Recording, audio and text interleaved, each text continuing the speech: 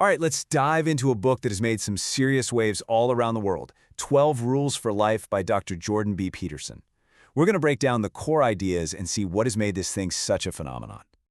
So the whole thing kicks off with a question that I think every single one of us has asked at some point. Why is life so hard? Why is there so much suffering? It's probably one of the oldest questions we've ever asked.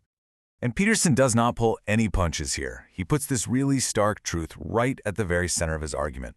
It's a truth that ancient religions have talked about for centuries, and, well, one that any adult who's been around the block a few times knows deep down. Life is suffering. But here's the thing. That's not the end of the story. Not even close. Because just admitting that reality exists is only the starting line. It's the problem statement. The rest of the book is all about the solution, a way to actually navigate this tough reality with some purpose, not just to grit your teeth and endure it. To do that, Peterson maps our entire experience onto these two primal forces, order and chaos. Order is everything you know. It's your home, your routine, the structure in your day that makes you feel secure. Chaos, well, that's the complete opposite. It's the unknown, it's a crisis, but it's also where every new idea and opportunity comes from. So, where do we fit into all this? Well, according to Peterson, we live on the line right between them. He calls this being, with a capital B. The goal isn't to just cling to order and run from chaos. It's about finding your balance on that knife's edge. You need to be secure enough to have a footing, but open enough so you can actually grow. And that brings us to the big central problem, right? If your whole life is this constant walk between these two massive forces, how do you stay on the path? How do you keep from falling into the total chaos, but also avoid becoming so rigid and stuck in order that you stop truly living? And this is where Peterson, who's a clinical psychologist, offers his answer. It's not some single magic bullet. It's a set of principles, or rules, that he's pulled from mythology, philosophy, religion, and of course, modern psychology. The subtitle of the book is really telling. It's not called an elimination of chaos, because you can't get rid of chaos. It's just part of life. The point is to have an antidote, something that makes you stronger so you can face life's chaos without letting it destroy you. This leads to a really crucial point. This journey isn't about just trying to be happy all the time. Peterson argues that, look, happiness is great, but it's fleeting. It comes and goes. And when a real crisis hits, just trying to be happy isn't going to be enough to get you through. You need something tougher. You need meaning. So where does that meaning come from?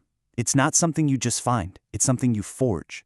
It's what you build when you stop avoiding your problems and instead you voluntarily turn and confront the messy, chaotic parts of your life.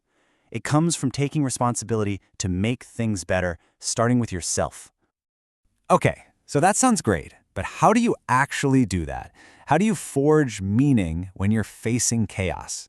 This is where Peterson gets super practical. He offers 12 rules that are basically tools for this exact process. We won't go through all of them, but let's just look at a few key examples to really get the idea. The very first rule starts with your body. Stand up straight with your shoulders back. Now, this isn't just about good posture because your parents told you so. It actually goes way deeper, into biology. Peterson talks about the neurochemistry here. When you physically adopt a more confident, upright stance, you are literally sending signals to your brain that you're capable, that you're ready to face a challenge. It's a physical way of making a psychological decision, to accept that life is hard and to decide you're going to face it head on. Oh man, this next one hits hard in today's world of social media. We are just constantly flooded with the highlight reels of everybody else's lives, and it's almost impossible not to compare ourselves. Peterson basically says this is a rigged game, one you're guaranteed to lose, and it just leads to bitterness. So he says, change the game. The only person you should be competing with is you, the you from yesterday. The real question is, are you just a little bit better today than you were yesterday? That's how you make real, sustainable progress. All right, Rule 8. This one tackles the very fabric of how we see reality, our words. On the surface, it sounds simple, but the implications are huge. Think of it this way. Every time you lie, even a tiny white lie, you're warping the map that you use to navigate the world. And over time, all those little distortions build a really weak foundation, a false reality. Then, when a real crisis hits, and it will, that whole structure just crumbles. Telling the truth, even when it's hard, keeps your map accurate and your character strong. So when you boil it all down, what's the game plan? Well, first, you got to acknowledge how reality works, this constant dance between order and chaos. Second, aim your life towards what's meaningful, not just what's easy or fun. And finally, take complete responsibility for your life. Face the chaos you can, and start building your own corner of order in the world. And that really leaves us with one final thought. This stuff isn't just philosophy to think about, it's a call to action.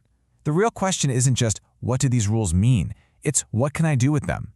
So, I'll leave you with this. What's one small bit of chaos in your own life, something you've been avoiding, that you could choose to face, today?